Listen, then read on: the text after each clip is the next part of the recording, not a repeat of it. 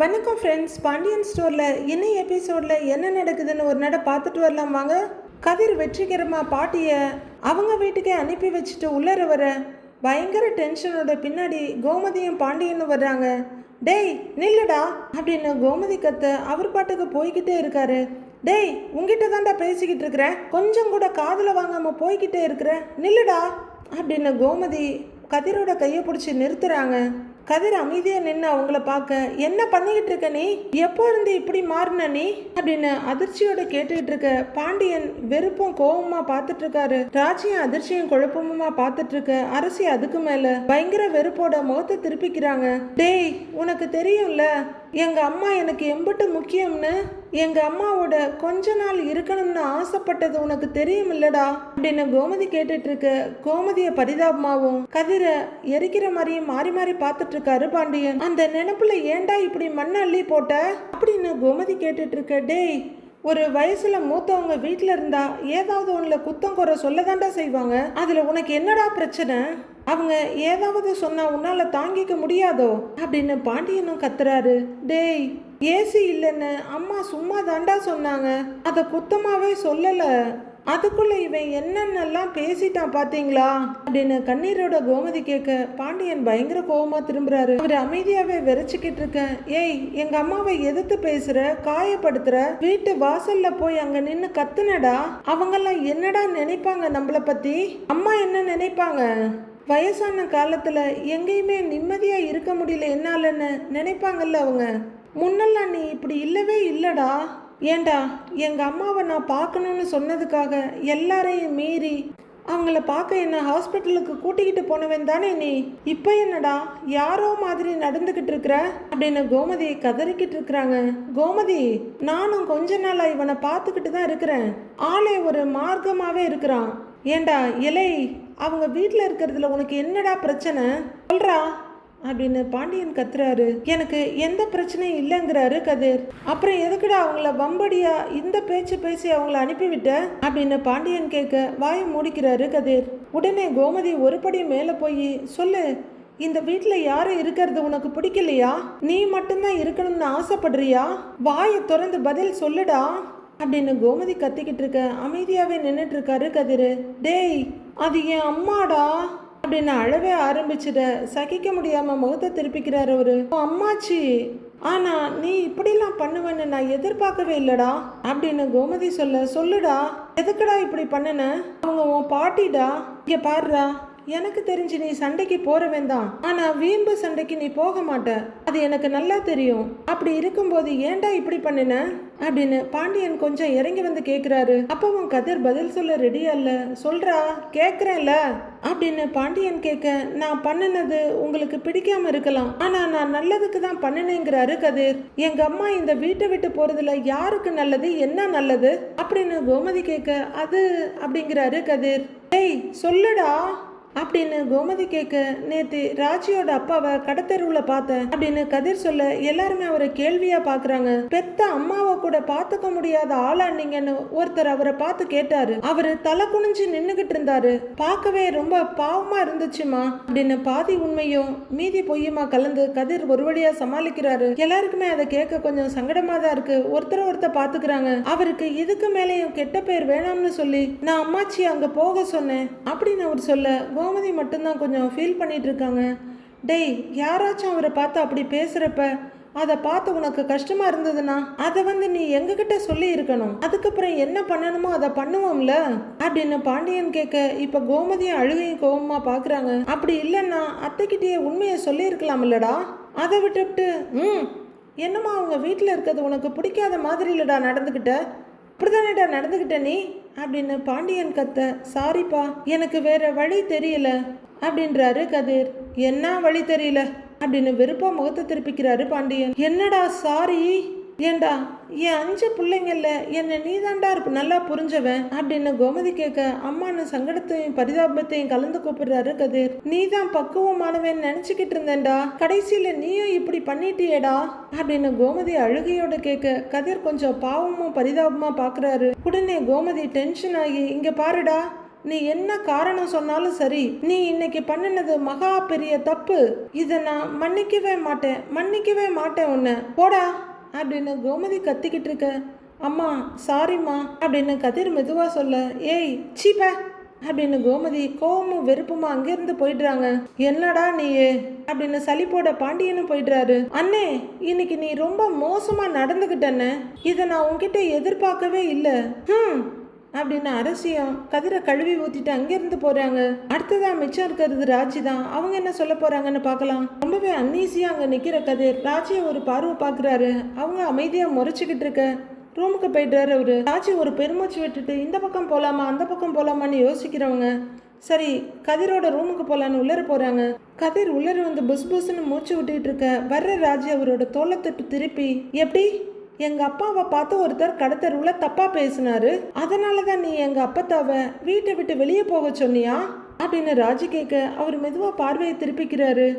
எப்ப அடுத்தவங்க பேசுறதுக்கெல்லாம் முக்கியத்துவம் கொடுக்குற ஆளா மாறின நீ சொன்னதை வேணும்னா அத்தையும் மாமாவும் நம்புவாங்க, ஆனா நான் நம்ப மாட்டேன். நேத்து சித்தப்பா கிட்ட ஒரு கதை சொன்னேன், அப்புறம் என்கிட்ட ஒரு கதை சொன்னேன், இன்னைக்கு வீட்டில் மற்றவங்க முன்னாடி இன்னொன்று சொல்ற, அத்தை மாமா கிட்ட வேற ஒன்று சொல்ற, என்னதான் பிரச்சனை உனக்கு அப்படின்னு ராஜி கேட்க கதிரால எதுவும் சொல்ல முடியல. ராஜி வேற பாயிண்ட பிடிச்சி கரெக்டா கேக்குறாங்க. இங்க பாரு கதிர், நீ கொஞ்ச நாள் ஆளே சரியில்லை, யார்கிட்டயோ பேசுற, எங்கேயோ போற வர்ற, எதையும் என்கிட்ட சொல்லவும் மாட்டேங்கிற. கதிர் அவன் வாழ்க்கையில பண்ணவே மாட்டான்னு நினைக்கிற விஷயத்தெல்லாம் பண்ணிக்கிட்டு இருக்கிற, நீ என்னதான் நடக்குது அப்படின்னு ராஜி விடாம கேட்டுட்டு இருக்க கதிர் மெதுவா சங்கடத்தோட திரும்பி பாக்குறாரு. அவர் அமைதியா இருக்கத பார்த்துட்டு, அப்போ நீ எதுவும் சொல்ல மாட்ட இல்ல, எதுவுமே சொல்லாத, என்னமோ பண்ணு அப்படின்னு எரிச்சலோட திரும்புற ராஜி மறுபடியும் கோவத்தோட, ஆனா இங்க பாரு, நீ இன்னைக்கு பண்ணினது ரொம்ப ரொம்ப பெரிய தப்பு. எங்க அப்பாவும் சித்தப்பாவும் பண்ற விஷயங்கள்ல எதெல்லாம் உனக்கு பிடிக்காதுன்னு சொல்லுவியோ அதே தான் நீ இன்னைக்கு பண்ணி இருக்கிற. அப்பத்தாவ அழ வச்சிருக்கிற. இந்த வயசுல அவங்கள மாத்தி மாத்தி பந்தாடுறது சுத்தமா நியாயமே இல்லை, சொல்லிட்டேன் அப்படின்னு வெறுப்போட சொல்லிட்டு கதிரையும் ஒரு முறைச்சிட்டு அங்கிருந்து போறாங்க ராஜி. எல்லாத்தையும் மனசுலையும் மண்டைக்குள்ளையும் போட்டு குழப்பிட்டு இருக்க கதிரால தாங்கிக்கவே முடியல. சொல்ல முடியாத பிரச்சனை ஒரு பக்கம்னா இங்க எல்லாருமே பேசிய கொள்றாங்கன்ற பிரச்சனை அடுத்த பக்கம். கண்ணீரோட மண்டையை பிடிக்கிறவரு கொஞ்சம் கொஞ்சமா நின்று தன்னை தேத்திக்கிறதுக்கு முயற்சி பண்றாரு. பாட்டி இப்ப வேல்ஸ் ஃபேமிலி விட்டு ஹால்ல உட்கார்ந்து இருக்காங்க. ஆளாளுக்கு அமைதிக்காகவே பிறந்த மாதிரி நின்னுட்டு இருக்காங்க. என்ன விட அந்த கதிர் தான் நல்லவன்னு எத்தனை தடவை சொல்லி இருப்பீங்க, இப்ப அந்த நல்லவன் பண்ணின காரியத்தை பாத்தீங்கல்ல அப்படின்னு குமரவேல் கேட்க பாட்டி தவிப்பா பாக்குறாங்க. எதுக்கு குமாரு, நடந்ததையே பேசிக்கிட்டு அவங்களே வருத்தத்துல இருக்காங்க, விடுங்கிறாங்க வடிவு. பெரியம்மா ஒரு பார்வை பார்த்துட்டு அமைதியாதிக்கிறாரு குமரவேல். அத்தை ஏதாவது சாப்பிடுறீங்களா, எடுத்துட்டு வரவான்னு மாறி கேட்க ரொம்ப மெதுவா வேணான்னு தலையாடுறாங்க பாட்டி. மாரிக்கு ரொம்ப கஷ்டமா இருக்கு அவங்க இப்படியே உட்கார்ந்து இருக்குது. வடிவை பார்க்க வடிவு மாறிய பாக்குறாங்க. எப்படியோ இவ்வளவு நேரம் வாயை மூடிக்கிட்டு இருந்த சக்திவேல் அம்மாவை பார்த்து, உன்னை பார்க்கறதுக்கு பாவமா தான் அத்தா இருக்கு, ஆனா யோசிச்சு பார்க்கும்போது உனக்கு இதெல்லாம் தேவையானதான் தோணுது அப்படின்னு சொல்ல பாட்டி படக்குன்னு பாக்குறாங்க. ஏய் சக்தி அப்படின்னு முத்துவேல் கூப்பிட, அண்ணே அப்படின்னு திரும்புறாரு. அமைதியாரு அப்படின்னு அவர் சொல்ல, இல்லைங்க நான் ஏதோ சொல்ல வர்றாரு, வெந்த பொண்ணுல வேலை பாய்ச்சாதன்றாரு முத்துவேல். ஏதோ ஒரு கோவத்துல ஆத்தாவை வீட்டை விட்டு போன்னு சொல்லிட்டேன், தப்புதானே தப்புதான், ஆனா அந்த கோபத்துக்கான காரணம் என்னன்னு உங்க எல்லாருக்குமே தெரியும்னு அப்படின்னு சக்திவேல் சொல்ல எல்லாருமே இப்ப சக்திவேலை பாக்குறாங்க. என் இடத்துல ஒரு அப்பா ஸ்தானத்துல யாரா இருந்தாலும் அது நியாயமான கோபம் தானே அப்படின்னு சக்திவேல் கேட்க எல்லாருமே அழுத்தமா கண்ணை மூடி திறக்கிறாங்க. வடிவ மட்டும், தம்பி போதும் விடுங்க அப்படின்றாங்க. அண்ணி சொல்ல வேண்டியதை சொல்ல வேண்டிய நேரத்துல சொல்லிதானே அண்ணி ஆகணும். இன்னைக்கு என்னன்னா ஒரு உப்புக்கு சப்பில்லாத விஷயத்துக்கு அதை சொல்லி ஆத்தாவை வெளியே அனுப்பிட்டாங்க அப்படின்னு சக்திவேல் சொல்ல, ஐயோ இவர் வாயை மூட மாட்டாரான்னு வடிவு பார்த்துட்டு இருக்க பாட்டி ரொம்பவே சங்கடத்தோட உட்கார்ந்து இருக்காங்க. ஏன் அத்தா அன்னைக்கு நீ வடை சாப்பிட்டுக்கிட்டே என்ன சொன்ன, நீ என் மக வீட்டுல என் மக மருமகன் பேர பிள்ளைங்க எல்லாம் சேர்ந்து என்னை எப்படி பாத்துக்கிறாங்க, இப்படி தாங்குறாங்க, அப்படி பாத்துக்கிறாங்க, தலைமையில தூக்கி வச்சு கொண்டாடுறாங்கன்னு சொன்ன, இதுதான் தலைமையில தூக்கி வச்சு கொண்டாடுறதா ஆத்தா அப்படின்னு சக்திவேல் கேட்டுட்டு இருக்க பாட்டி ரொம்பவும் கசங்கின முகத்தோட அழுகையோட உட்கார்ந்து இருக்காங்க. எவ்வளவு கேவலமா நடந்துகிட்டாங்க, அதுலயும் ஆசை பேர வேற அவன் தான் உன்னை தெருவில் இழுத்து கொண்டு வந்து நிறுத்திட்டான் அப்படின்னு சக்தி பல்ல கடிச்சிக்கிட்டு சொல்லிக்கிட்டு இருக்க. போதும் சக்தி அப்படிங்கிறாரு முத்துவேல். அண்ணே என்ன சொல்ல வர்றேன் நானே அப்படின்னு அவர் சொல்ல, வேண்டாம், ஒரு விஷயம் நடந்துச்சுன்னா அதை விட்டுடணும், வச்சு ஆராய்ஞ்சுக்கிட்டே இருக்கக்கூடாது அப்படின்னு முத்துவேல் சொல்ல, ஆனா என் மனசு ஆறலன்னு அந்த பொடி பைய அவன் எப்படி அனுப்பலாம் நம்ம ஆத்தாவ அப்படின்னு சக்தி கேட்டுட்டு இருக்காரு. ஏய், நீ பண்றது ரொம்ப யோகியமா? இந்த பிரச்சனைக்கு மூல காரணமே நீதானே அப்படின்னு முத்துவேல் சொல்ல, ஆமாங்கண்ணே, இந்த ஒட்டுமொத்த பிரச்சனைக்கும் நான் தான் காரணம், நான் இல்லைன்னு சொல்லவே இல்லையே அப்படின்னு சக்திவேல் சொல்ல, அன்னைக்கு மட்டும் நீ அமைதியா இருந்திருந்தா இன்னைக்கு நடந்ததெல்லாம் நடந்திருக்காதுல்ல அப்படிங்கிறாரு முத்துவேல். அண்ணே, நான் அன்னைக்கு இருந்த மனநிலை அப்படி, அதுக்கு தான் ஆத்தா காலில் விழுந்து மன்னிப்பு கேட்டேன்ல நானு, இதுக்கு பதிலா வேற என்னென்ன செய்யணும் அப்படிங்கிறாரு சக்தி. பாட்டி அவர் ஒரு முறை முறிச்சிட்டு இருக்க, மன்னிப்பு கேட்டுட்டல, அம்பிட்டு தான், பிரச்சனை முடிஞ்சது, வழன்னு பேசிக்கிட்டு அப்படின்னு முத்துவேல் சொல்ல, சக்திவேல் வேற வழி இல்லாம வாயை மூடிக்கிறாரு. அம்மா நீ உள்ள போங்கிறாரு முத்துவேல். அவங்க அப்படியே பார்த்துக்கிட்டே இருக்க, போமாங்கிறாரு அவரு. அத்தை வாங்க வாங்க வாங்க அத்தை, அழாதீங்க வாங்க அப்படின்னு அவங்க கையை பிடிச்சி கூட்டிகிட்டு போறாங்க மாறி. உண்மையிலேயே சங்கடமா தான் இருக்கு பாக்குறதுக்கு. அவ்வளவுதான், பஞ்சாயத்து ஓவர், அவங்கவுங்க வேலையை பாருங்கன்ற மாதிரி முத்துவேல் எழுந்து போறாரு. அதுக்கப்புறம் அவங்க குமரவேலும் சக்திவேலும் வடிவம் இருக்காங்க. அந்த பொடிப்பைய மன்னிக்கவே முடியாத தப்ப பண்ணி இருக்கான். அதை சொன்னா அண்ணனுக்கு எம்பட்டு கோபம் வருது பாருங்க நீ அப்படின்னு வடிவுகிட்ட நியாயம் சொல்றவரு கெக்க பெக்கன்னு சிரிக்கிறாரு. படக்குன்னு சிரிப்பை நிறுத்திக்கிட்டு, வேற ஒண்ணும் இல்லைங்க நீ, பாசம், அண்ணனுக்கு மருமக மேல அவ்வளவு பாசம் அப்படிங்கிறாரு சக்திவேல். தம்பி, கதிர் மேல இருக்க பாசத்துல எல்லாம் உங்க அண்ணன் ஒன்னும் அப்படி பேசல, அத்தைய மேல மேல வருத்தப்பட வைக்க கூடாதுங்கிறதுக்காக தான் அவர் அப்படி பேசுறாரு அப்படின்னு வடிவு சொல்ல, ஓ நம்பிட்டேன் அப்படிங்கிற மாதிரி பாக்குற சக்திவேல் மறுபடியும் சிரிக்க, அப்பா என்ன இந்த சிரிக்கிறாருன்னு குமரவேல் பாக்குறாரு. சிரிச்சு முடிச்சுட்டு, உங்களுக்கும் மருமக மேல பாசம் இருக்கதானே செய்யும், அது எப்படிங்க நீ உங்க மருமகனை நீங்க விட்டு கொடுப்பீங்க, நீங்களும் விட்டு கொடுக்க மாட்டீங்கல்ல அப்படின்றவரு மறுபடியும் ஒரு நக்கல் சிரிப்பு சிரிச்சுட்டு, நான் ஒரு மடப்பைய, அதை மறந்துட்டு உங்ககிட்ட வந்து நியாயம் கேட்கிறேன் பாருங்க அப்படின்னு சக்திவேல் சொல்ல, வடிவுக்கு டென்ஷன் ஆயிடுது. கண்ட்ரோல் பண்ணிக்கிட்டு, தம்பி நீங்க தேவையில்லாததெல்லாம் யோசிக்கிறீங்க, உங்க அண்ணன் சொன்ன மாதிரி அத்தை வீட்டை விட்டு போகிறதுக்கு காரணமா இருந்ததே நீங்க தான் அப்படின்னு வடிவு சொல்ல, ஓகே நீங்களும் சொல்லி காட்ட வந்துட்டீங்களா அப்படிங்கிற மாதிரி சக்திவேல் பார்க்க, என்ன பெரியமா இப்படியெல்லாம் பேசுறீங்கன்ற மாதிரி குமரவேலும் பாக்குறாரு. இப்போ பண்ணின தப்ப உணர்ந்து அவங்க காலில் விழுந்து மன்னிப்பு கேட்டு கூட்டிக்கிட்டு வந்துட்டீங்க, அவங்களும் இங்க வந்துட்டாங்க, ரொம்ப சந்தோஷம், அத்தோட எல்லாத்தையும் விட்டுடுங்க, வேற எதுவுமே பேச வேண்டாம் அப்படின்னு வர துடிக்கிற கண்ணீரை அடக்கிக்கிட்டு வடிவம் அங்கிருந்து போயிட்டுறாங்க. அடுத்ததா சக்திவேலும் குமரவேலும் மட்டும்தான் அங்க இருக்காங்க.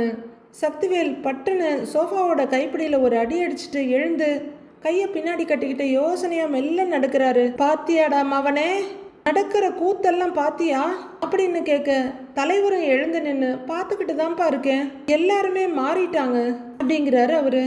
மாறிட்டாங்களா? எல்லாரும் மொத்தமா மாறிட்டாங்க. ஏண்டா, மருமகனை பத்தி கொஞ்சம் பேச ஆரம்பிச்ச உடனே எண்ணெயில போட்ட கடுகு மாதிரி 2 பேர் அப்படியே சும்மா பொரிய ஆரம்பிச்சிட்டாங்க பாத்தியா அப்படின்னு சக்திவேல் கேட்க, குமரவேல ஆமான்னு தலையாட்டுறாரு. இந்த வீடு முன்ன இருந்த மாதிரி இல்லடா குமாரு, மாறுது, தள்ளகீழா மாறுது, வேண்டான்னு ஒதுக்கி வச்ச எல்லாரையும் ஒவ்வொருத்தங்களா வீட்டுல சேர்த்துக்க ஆரம்பிச்சுட்டாங்க. முதல்ல ராஜி வந்தா, அப்புறம் அந்த துரோகி கூட அண்ணே பேசுறாரு, அப்புறம் இன்னைக்கு அந்த பரதேசி பையன் மகனுக்காக கூட பிறந்த தம்பி என்னைய குத்தம் சொல்லிட்டு போறாரு. வேண்டப்படாதவங்க எல்லாம் வீட்டுக்குள்ள வர வீட்டுல இருக்கிற நாமெல்லாம் வாசப்படிய காமிச்சிட்டு வெளியே போய்கிட்டே இருக்க வேண்டியதுதான். டேய் குமாரு, உஷாரா இருக்கணும்டா, இல்லைன்னு வச்சுக்க நாம 3 பேரும் நட்டு ரோட்ல நிக்க வேண்டியதுதான் அப்படிங்கிற சக்திவேல் படக்குன்னு 2 சொடக்க போட்டுட்டு, பண்ணணும்டா, ஏதாச்சும் பண்ணணும்டா அப்படின்னு மீசையை தடவிட்டு யோசிச்சுட்டு இருக்காரு. கூடவே குமரவேலும் குட்டி குரங்கு மாதிரி நின்று பார்த்துக்கிட்டு இருக்காரு. நைட்டு ராஜி அவங்க பெட்ல உட்காந்து படிச்சுட்டு இருக்க, கதிர் மெதுவா வந்து பக்கத்துல உட்கார்றாரு. கொஞ்ச நேரம் ராஜியை பார்த்துட்டு இருக்கவரு மெதுவா ராஜியோட தோல்ல கைய போட, ராஜி அப்படின்னு தோலை குலுக்கி உதறி விடுறாங்க. சரி கண்டுக்காம பேசு அப்படின்னு கதிர் தனக்கு தானே சொல்லிக்கிட்டு, எக்ஸாமுக்கு இன்னும் நிறைய நாள்லாம் இல்லைல்ல, அதுக்குள்ள நீ படிச்சு முடிச்சிருவியா அப்படின்னு கேட்க, படிச்சு முடிக்கணும்னு தான் நினைக்கிறேன், ஆனா படிக்கிறதுக்கான மனசு தான் வரலன்றாங்க ராஜி. வீடுனா சில விஷயங்கள் நடக்க தான் ஆகும் ராஜி, அதெல்லாம் யோசிச்சு படிப்புல கோட்டை விடக்கூடாது அப்படின்னு கதிர் சொல்ல, வீடுனா நிறைய விஷயம் நடக்க தான் செய்யும்னு எனக்கும் தெரியும். ஆனா உன்னால இன்னைக்கு நடந்த விஷயம் மாதிரி ஒரு விஷயம் நடக்கும்னு நான் கொஞ்சம் கூட நினைச்சு பார்க்கல அப்படின்னு ராஜி சொல்றாங்க. நான் தான் சொன்னேன்ல, ஒருத்தர் உங்க அப்பாவை தப்பா பேசினாரு அப்படின்னு கதிர் சொல்ல, அப்படி ஏதாவது நிஜமாவே நடந்திருந்தா எனக்கு தெரிஞ்ச கதிர் அந்த ஆள் கிட்ட சண்டைக்கு போயிருப்பான், இல்லைன்னா எங்க அப்பா கிட்ட அப்பத்தா கிட்ட பேசி இருப்பான், சுமூகமா பிரச்சனையை சரி பண்ணி இருப்பான், இப்படி சண்டை போட்டு வெளியே துரத்தி இருக்க மாட்டான் அப்படின்னு ராஜி சொல்ல சொல்ல அவங்க கண்ணையே பார்த்து கேட்டுட்டு இருந்த கதிர், என்ன சொன்ன, உனக்கு தெரிஞ்ச கதிரா, ஓ உனக்கு கதிர அந்த அளவுக்கு நல்லா தெரியுமா அப்படின்னு கதிர் கேக்குறாரு. ஏய் இங்க பாரு, இந்த மாதிரி பேச்ச மாத்தாத அப்படின்னு ராஜி சீர, சும்மா சொல்லுங்கிறார் அவரு. உனக்கு என்ன எவ்வளவு நல்லா தெரியும், இப்போ என் மனசுல என்ன நினைக்கிறேன்னு சொல்லு பாப்போம் அப்படின்னு பேச்ச அப்படியே தழகீழா மாத்திடுறாரு கதிர். ராஜி ஒரு முறைக்க, சொல்லு சும்மா சொல்லு ராஜி அப்படின்னு நைஸா மறுபடியும் அவங்க தோல்ல கைய வைக்க, ராஜி இப்ப ரொம்பவே கோவமா தோலை கீழே இழுத்து அவர் கையை தள்ளி விட்டுடுறாங்க. அவரும் கையை எடுத்துட்டு கையை உதறிக்கிட்டு, எப்பா கையை உடைச்சிருவ போல இருக்கே அப்படின்னு சொல்லிக்கிட்டே பார்க்க, ராஜி டென்ஷனோட பேனாவை டப்பு டப்புன்னு அழுத்திட்டு இருக்காங்க.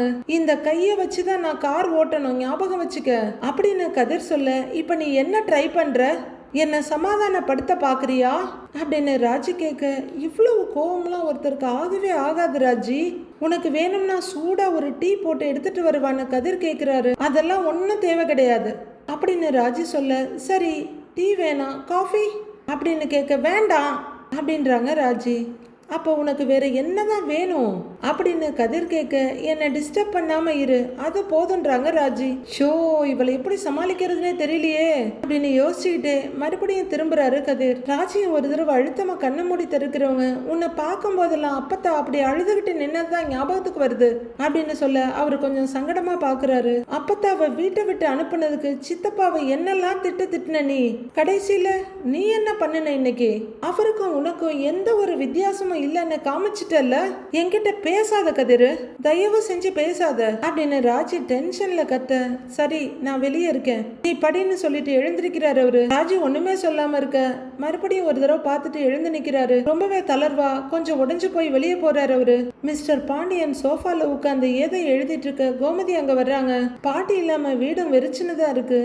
வந்து உட்கார்ற கோமதி, ஏங்க இன்னும் கணக்கு பாக்குறீங்களா அப்படின்னு கேட்க, கணக்கு பார்த்து முடிக்க கொஞ்சம் நேரம் ஆகுன்றாரு அவரு. நீ வேணும்னா உனக்கு தூக்கம் வந்தா போய் தூங்குன்னு அவர் சொல்ல, கோமதி அமைதியா ஒரு பார்வை பார்த்துட்டு யோசனையா தலையை குனிஞ்சுக்கிறாங்க. மறுபடியும் எழுதிட்டு இருந்த பாண்டியன் நிமிந்து பார்த்து, நீ போய் தூங்குன்றாரு. கோமதி அமைதியா எங்கேயோ பாத்துக்கிட்டு இருக்க, ஏன்னு கூப்பிட அப்படியே நிமிந்து பாக்குறாங்க. அப்படின்னு பாக்க, ஏய் என்னடி ஆச்சு உனக்கு, ஏன் ஒரு மாதிரியா இருக்கன்னு கேக்குறாரு. அதெல்லாம் ஒண்ணும் இல்லைங்க, அம்மாவை பத்தி தான் நான் யோசிச்சுட்டு இருந்தேங்க. எங்க அம்மா நிரந்தரமா இங்க இருக்காது, எங்க அண்ணனுங்க ஏதாவது சொல்லி வந்து கூட்டிட்டு போயிருவாங்கன்னு தான் நான் எதிர்பார்த்தேன். ஆனா அவங்க வீட்டு விட்டு போறதுக்கு கதிரே காரணமாகுவான்னு நான் எதிர்பார்க்கவே இல்லை அப்படின்னு கோமதி சொல்ல, அதுதான் அவன் காரணத்தை தெளிவா சொல்லிட்டானே அப்படிங்கிறாரு பாண்டியன். காரணம் என்னவா வேணாலும் இருக்கட்டுங்க, ஆனா அவன் நம்ம கிட்ட முதல்ல பேசி இருக்கணும், அதை விட்டுட்டு அம்மா மனசை கஷ்டப்படுத்தி இருக்க கூடாதுங்க அப்படின்னு கோமதி சொல்றாங்க. அப்படின்னு அவரு தலையாட்டிக்கிட்டு இருக்க, ஏற்கனவே அண்ணனுங்க நம்மளை மதிக்க மாட்டாங்க, இனிமே இன்னும் கேவலமா நம்மளை பேசுவாங்க அப்படின்றாங்க கோமதி. ஏண்டி உங்க அம்மாவை நாம நல்லபடியா பாத்துக்கிட்டா மட்டும் அவங்க நம்மள மதிப்பும் மரியாதையுமா நடத்துவாங்கன்னு நினைச்சிட்டு இருக்கிறியா நீ அப்படின்னு பாண்டியன் கேட்க, கோமதி ஏதோ சொல்ல வராங்க. விடுறி அப்படின்னு அவரு சொல்ல, உஸ்ன்னு பெருமூச்சு விடுறாங்க கோமதி. கோமதி வாழ்க்கலாக்க நிமிந்து பார்த்துட்டு, மணி 10 ஆச்சு, அம்மா சாப்பிட்டாங்களா இல்ல நடந்ததை யோசிச்சுட்டு இருக்காங்களானே தெரியல அப்படின்னு கோமதி சொல்ல, இங்க பாருடி சும்மா மனசை போட்டு குழப்பிக்கிட்டு இருக்காத, அவங்க சாப்பிட்டு இருப்பாங்க அப்படிங்கிற பாண்டியன் இந்த பக்கம் அங்க பக்கம் பார்த்துட்டு, சரி சரவணன் எங்கன்னு கேக்குறாரு. வெளியே இருக்கான்றாங்க கோமதி. கொஞ்ச நேரம் அமைதியா இருக்கிற பாண்டியன், நாளைக்கு கோர்ட்டுக்கு போற விஷயம் எதுவும் சொன்னானான்னு கேக்குறாரு.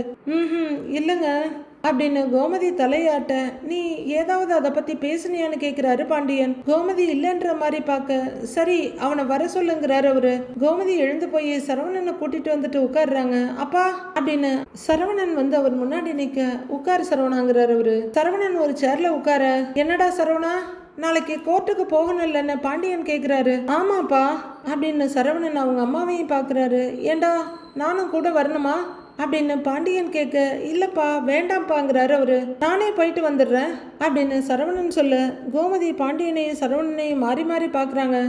ஏண்டா டேய், கோர்ட்டுக்கு நீ தனியெல்லாம் போக வேணாம்டா, செந்தில் இல்ல கதிர் யாரையாவது கூட்டிக்கிட்டு போங்கிறாரு பாண்டியன். உடனே கோமதி, ஏங்க அவங்க 2 பேருக்கும் வேலை இருக்கும், நான் வேணும்னா கூட போகவான்னு கேக்குறாங்க.